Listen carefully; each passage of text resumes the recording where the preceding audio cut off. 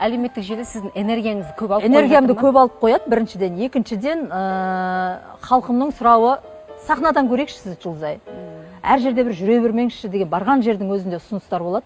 Сондықтан ойладым, сахнада жүре берейінші. Ал енді екінші жағы бар ғой, қаржылай жағы. Сізге жақсы жардам алып келетін, жақсы дүние алып келетін. Мен өте қанағатшыл адаммын. Мен сол инста парақшаны бастағанның өзінде айтқам, бір қолымыздан келіп жұмыс жасап жатсақ, бір кішкене болса да әйтеуір бір астымызға төбемізден су өтпейтін, күн өтпейтін машина алып, кішкене болса да үй алып алсақ жетеді дегем. Сол кішкене үйме кішкене машинаны алып алдық, енді сол болар дедік сонымен. Енді оны да бәрін инста парақшадан алған жоқпын, енді жолдасымда үлесі бар ғой, дегенмен сосын ойладым, ақшаның дүниенің соңынан қусаң жетпейсің, Ғалымжан.